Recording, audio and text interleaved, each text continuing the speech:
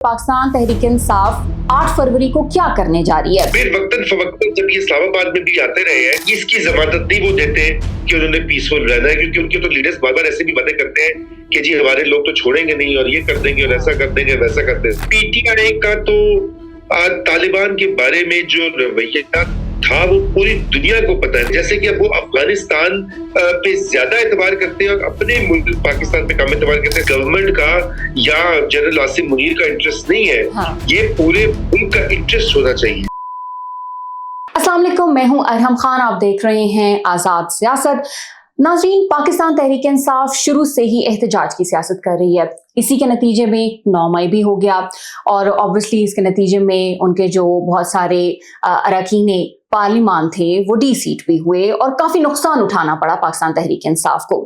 ऐसे में एक दफा फिर से पाकिस्तान तहरीक इंसाफ ने 8 फरवरी को पहिया जाम और शट डाउन की अपील की है और लोगों को कहा है कि आप अपने हक के लिए बाहर निकलें, क्योंकि जनरल इलेक्शंस को 2 साल मुकम्मल हो रहे हैं।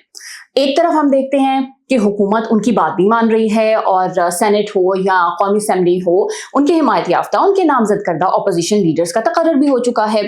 दूसरी तरफ खैबर पख्तूनख्वा में दहशतगर्दी की जो सिचुएशन है वो बहुत ज्यादा वर्स्ट हो चुकी है। इन तमाम चीजों के ऊपर हम बात करेंगे डिटेल में। हमें ज्वाइन किया है सीनियर सहाफी और तज्जियाकार रजा रूमी साहब ने। अस्सलाम वालेकुम, कैसे हैं आप? जी थैंक यू, बिल्कुल ठीक और शुक्रिया। बहुत शुक्रिया, आपने टाइम दिया। सर, सवाल आपसे ये करूंगी कि पाकिस्तान तहरीक इंसाफ 8 फरवरी को क्या करने जा रही है? क्या कौम एक और 9 मई देखेगी और क्या तेहरान मॉडल पाकिस्तान में भी अपनाया जाएगा?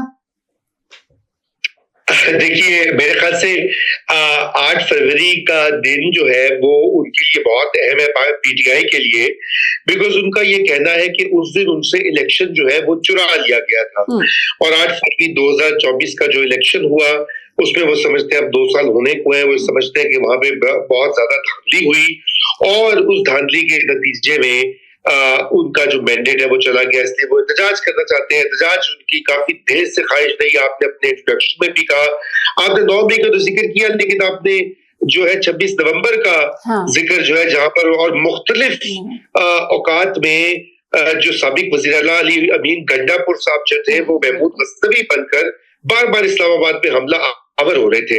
तो अब मसला ये हुआ कि इससे पहले कि वो कामयाबी हासिल करते हैं, उनके जो महात्मा है उन्होंने उनको वहां से हटा दिया और महमूद गज़नवी से डिमोट करके पता नहीं कोई किसी और लेवल पर उनको ले गए। मगर मसला ये है अरहम के, देखिए 2 बातें हैं। एक तो एहतजाज उनका हक है, किसी भी सियासी जमात का, गिरोह का हक होता है कि वो एहतजाज करे, इसलिए हमें उसको इस बात को मद्देनजर रखना चाहिए कि भाई ये आईनी हक होता है। अगर आपने जलसा जुलूस कुछ करना है वो करें, लेकिन प्रॉब्लम यहाँ पे ये आती है कि जब वो पीसफुल नहीं रहता और पीटीआई में मुझे नहीं पता कि उनकी ये पॉलिसी थी तो या कुछ और मसला हुआ कि वो जब जमान पाक में इमरान खान साहब थे, उनकी गिरफ्तारी से पहले 2023 की ये बात है, जब वो कहते थे गिरफ्तारी रेड लाइन है, खान हमारी रेड लाइन है, तो पुलिस के ऊपर पेट्रोल बम फेंके गए, पुलिस की गाड़ियों को नजरे आतिश किया गया। उसकी डिटेल है, मेरी खुद कुछ 2-3 मुलाकात हुई पुलिस के कांस्टेबल से, एक जिसने मुझे ये कहा कि जी हम तो बड़े सपोर्टर थे इमरान खान के, पंजाब पुलिस की बात कर रहा हूँ, लेकिन इस वाकयात के बाद हमें बड़ा गुस्सा आ गया है कि हमारे भाइयों को इस तरह से उन्होंने मारा कूटा है। अच्छा, फिर उसके बाद गिरफ्तारी होगी तो उसके बाद आपने देखा कि 9 मई हो गया। वो 9 मई की पूरी ये कहानी थी ना, वो आगे बढ़ी थी। फिर वक्तन फवक्तन जब ये इस्लामाबाद में भी आते रहे हैं तो एक बार वो आए तो आपको याद होगा, पहले वो मई में आए थे तो दरख्त जला दिए थे ब्लू एरिया के ऊपर। तो ये जो पब्लिक प्रॉपर्टी, प्राइवेट प्रॉपर्टी का नुकसान जो होता है, फिर यहाँ पे प्रॉब्लम आ जाती है एहतजाज की। इसलिए पीटीआई को अगर या तो ये कि वो एहतजाज करे 100 बिस्मिल्लाह, मगर फिर साथ में वो ये भी इस चीज का ध्यान करे कि कोई वायलेंस वहां पे ना हो, क्योंकि जब वायलेंस होता है तो फिर देखिए फिर मामला हाथ से निकल जाता है। यही बात नवंबर में हुई। शुक्र है कि 9 मई को वैसे तो काफी कुछ गलत हुआ लेकिन कोई ज्यादा जानी नुकसान नहीं हुआ। तो उनका इरादा है कि वो ये इलेक्शन की धांधली के खिलाफ जो है एहतजाज करें, और लेकिन इसकी जमानत नहीं वो देते कि उन्होंने पीसफुल रहना है, क्योंकि उनके तो लीडर्स बार बार ऐसे भी बातें करते हैं कि जी हमारे लोग तो छोड़ेंगे नहीं और ये कर देंगे और ऐसा कर देंगे वैसा कर देंगे। देंगे। जी। वही बात है सर, हमने उनके जो पाकिस्तान तहरीक-ए-इंसाफ के रहनुमा थे उनको देखा कि उन्होंने कुछ जगहों के नाम भी लिए कि हम वहां पर जा रहे हैं और जिसके अंदर उनको सजाएं भी हुई हैं। तो क्या एक दफा फिर से अगर जो रहनुमा हैं उनकी तरफ से इस तरह कहा जाएगा तो लोग ऑब्वियसली मुश्तिल होते हैं और फिर वही वाली चीज होती है, जलाओ घेराव होता है, आपके इंफ्रास्ट्रक्चर को नुकसान होता है। तो नुकसान तो एट द एंड पाकिस्तान का होता है। आप अगर पुरअमन एहतजाज करें तो इस पर मेरा ख्याल है हुकूमत को भी एतराज नहीं होगा, लेकिन पुरअमन रखना या रहना वो हमने बहुत कम देखा है।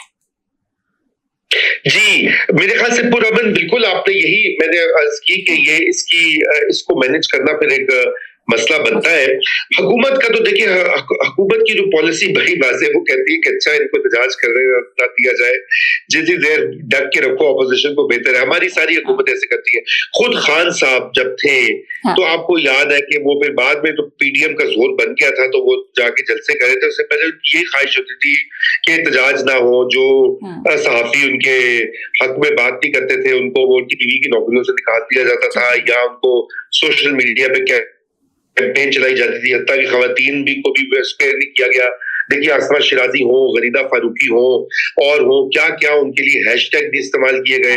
अब देखे ना यही तो प्रॉब्लम है कि जब ऑपोजिशन में होती है पार्टियां तो सारा कुछ भूल जाती हैं और जब गवर्नमेंट में आती है जैसे कि अभी आई हुई है पार्टीज वो भी भूल जाती है कि उनका रवैया या वो जब ऑपोजिशन में थे क्या मुतालिबात करते रहते थे। मगर यहाँ पे अरब ज्यादा इंपॉर्टेंट बात ये है कि इस वक्त मुल्क में एक डायलॉग की और एक इत्तेफाक राय की जरूरत है कि इस पाकिस्तान अभी मजीद इंस्टेबिलिटी का मुतहम्मिल नहीं हो सकता।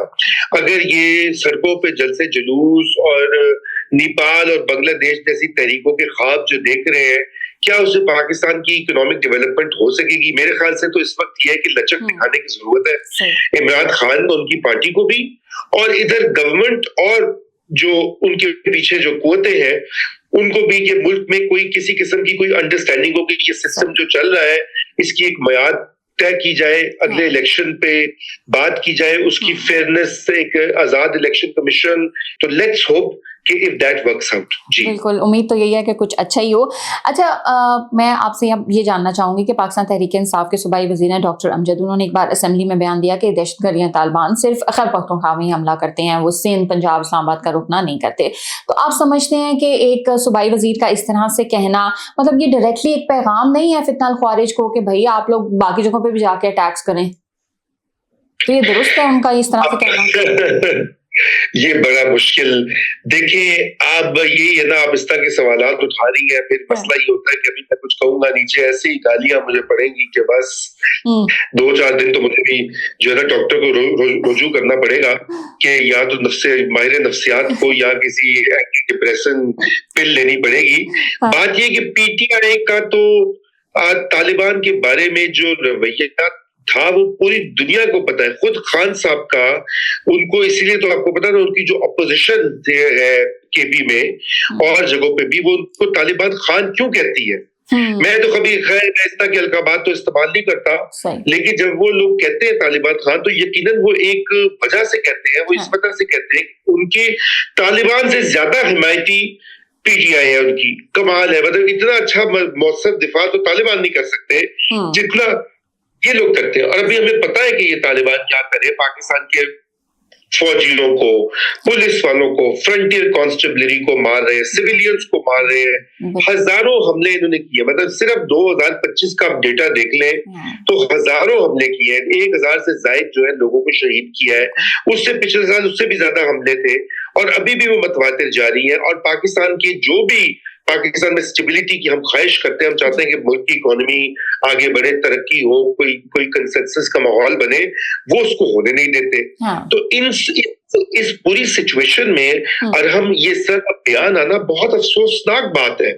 और अफसोसनाक बजाय इसके कि इससे पहले आपने तो ये डॉक्टर मुजद की बात की, इससे पहले वो सोहेल अफरीदी कह चुके हैं कि जी अगर अफगानिस्तान के पाक की इन्वॉल्वमेंट का कोई सबूत है तो वो सबूत दे। जैसे कि अब वो अफगानिस्तान पे ज्यादा एतबार करते हैं और अपने मुल्क पाकिस्तान पे कम एतबार करते हैं सिर्फ इसलिए कि उनके लीडर जो है वो वज़ीर आज़म नहीं है या वो जेल में बैठे हुए हैं। तो इसका मतलब है कि हर चीज पाकिस्तान में बुरी है या पाकिस्तान का बुरा हो जाए, जैसे उस पे आग लग जाए, बम गिर जाए, जैसे खान साहब कहते थे ना न्यूक्लियर बम गिर जाए इसके ऊपर, इसके 3 टुकड़े हो, मैंने इस तरह के अजीबोगरीब बयानात सुने हुए इनके। तो ये सारे जो फॉलोअर्स है ना, ये क्यों वहां से लेते हैं जो ऊपर सोच होती है। तो मेरे ख्याल से ये बहुत अफसोसनाक बात है। एक कोई भी पाकिस्तानी कहीं भी हो, केपी में हो, पंजाब में हो, इस्लामाबाद में हो, कोयटा में हो, कराची में हो, तो वो पाकिस्तानी है, वो इंसानी जान है। हम तो इंसानियत की कदर करने वाले हैं। तो आप इस तरह की बात नहीं करें, बल्कि आप ये बताएं कि आपकी सूबाई हुकूमत जो है उसने लॉ एंड ऑर्डर के लिए क्या किया। आप फेडरल गवर्नमेंट से कोई गिला है तो आप बताएं कि फेडरल गवर्नमेंट आपको वसाइल दे, अगर वो कोई हथियार चाहिए, कोई पुलिस चाहिए, कोई इंटेलिजेंस में शेयरिंग चाहिए, तो बिल्कुल वो आप तकाजा करें, आपका हक है।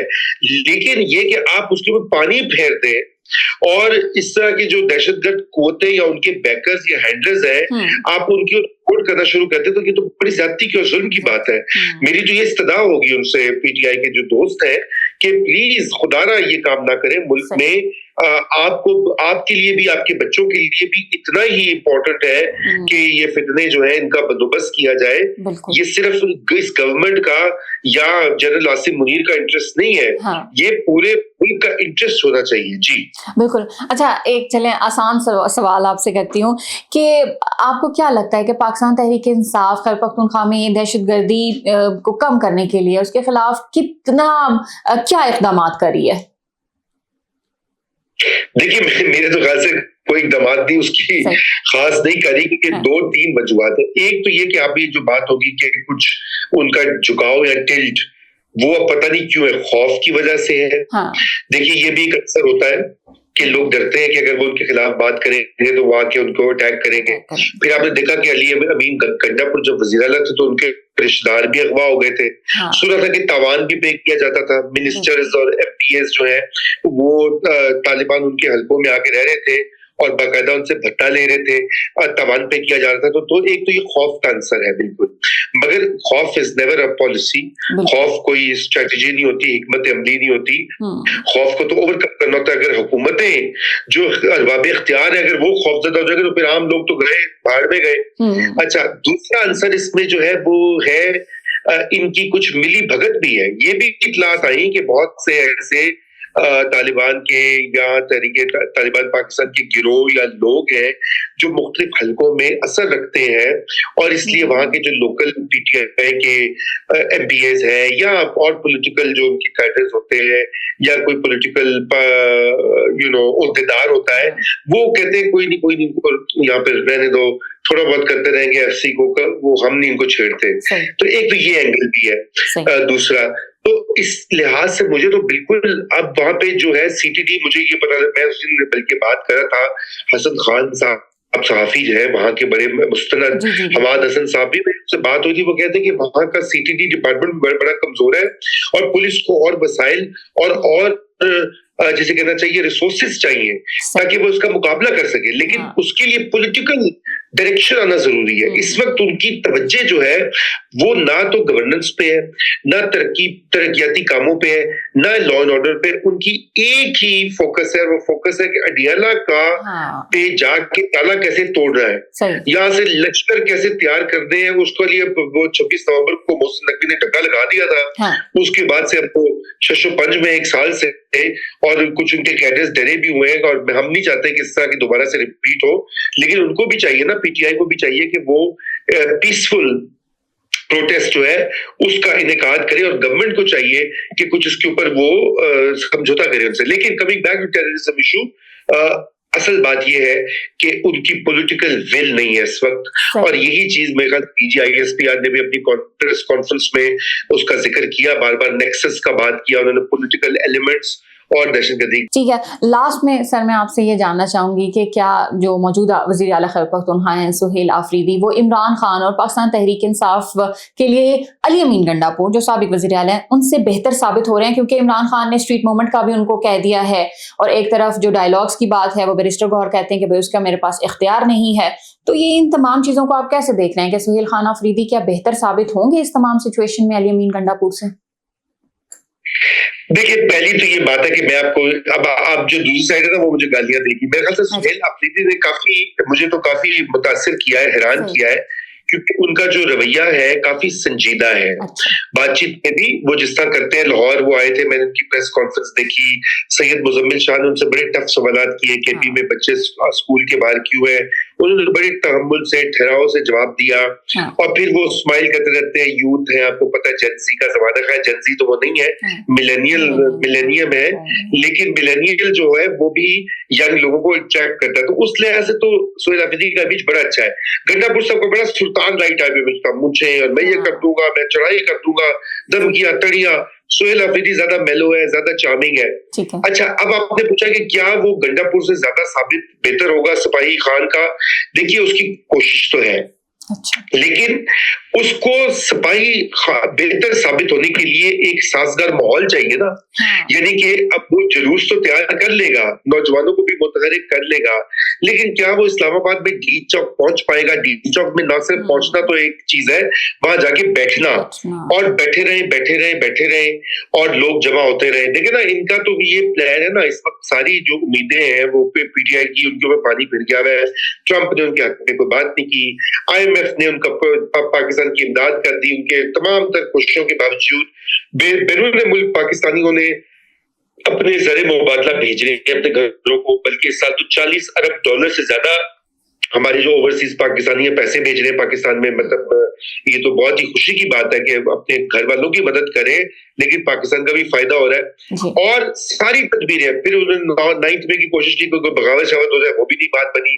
फिर ये ख्याल था कि इंडिया हमला कर देगा, इंडिया जंग में शिकस्त दे देगा, तो फिर तब्दीली आ जाएगी, वो भी नहीं हो सका, वो भी जंग जीत ली पाकिस्तान ने। अब आखिरी जो उम्मीदें है ना कि वो क्या है, फराज का शेख है, अब तक तो दिले खुशफहम को है तुझसे उम्मीदें, ये आखिरी शम्मे ही जलाने के लिए आ। तो आखिरी शम्मे जो है वो है कि एक जेन जी की तरह, बांग्लादेश या नेपाल की तरह एक यलगार हो पाकिस्तान के कैपिटल पर या रावलपिंडी पर, लाखों नौजवान मार्च करते हुए, ISF के, कोई पंजाब से, अच्छा ISF से आए और जो सपोर्टर्स हैं वो आए और आके हल्ला बोल दें और इनकलाब आ जाए।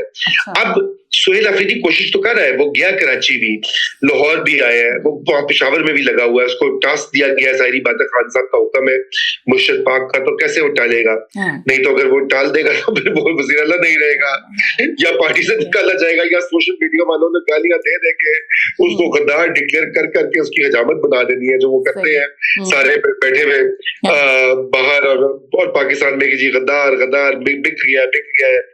तो एक सक्सेस के लिए जरूरी है कि पंजाब मोबिलाइज हो, इसलिए उसने लाहौर का दौरा किया, खुद वो आए लाहौर में। केपी का वज़ीर आला लाहौर आ रहा है, जबकि पूरी लाहौर की तंजीम बैठी हुई है, मतलब सारी की सारी पार्टी की leadership, second tier, Aliya Hamza, ये वो MPs, 100 से ज्यादा MP है, 50-60 से ज्यादा MNA होंगे, वो सारे कहाँ गए? अच्छा, अब सवाल ये कि सोहेल अफरीदी कामयाब नहीं होगा जब तक पंजाब मोबिलाइज नहीं होगा, जब तक कराची मोबिलाइज नहीं होगा, जब तक, तो इसलिए उनके रास्ते में बहुत रुकावटें हैं और मुझे नहीं लगता कि वो इतनी आसानी से कामयाब हो पाएंगे। हाँ, ये कि प्रेशर वो बनाए रखेंगे, लेकिन जब वो लेकिन एक पॉइंट आएगा, फिर वो सोचेंगे कि उन्होंने वज़ीर आला की कुर्सी पे बैठना है या उतर जाना है। अगर नहीं करेंगे तो खान साहब और सोशल मीडिया वाले बुरा भला कहेंगे, तो I feel bad for him. मेरी सिंपैथीज उनके साथ है, क्योंकि दोनों तरफ से ही, एक तरफ क्या कहते हैं, आगे समुंदर है, पीछे पहाड़ है, कहाँ जाए इतना। बड़ा मुश्किल इम्तिहान में डाला हुआ है इमरान खान ने इस वक्त वज़ीर आला साहब को। चलिए देखते हैं कि सिचुएशन और हालात किस तरफ जाते हैं, बस हमारी तो दुआ यही है कि जो भी हो पाकिस्तान के लिए बेहतर ही हो। बहुत शुक्रिया सर, आपने हमारे तमाम सवालों को डिटेल में उनका जवाब दिया। आपका वक्त देने के लिए बहुत शुक्रिया। इंशाल्लाह आप सबसे अगले एपिसोड में फिर मुलाकात होगी। अपना बहुत सारा ख्याल रखिएगा। पाकिस्तान जिंदाबाद।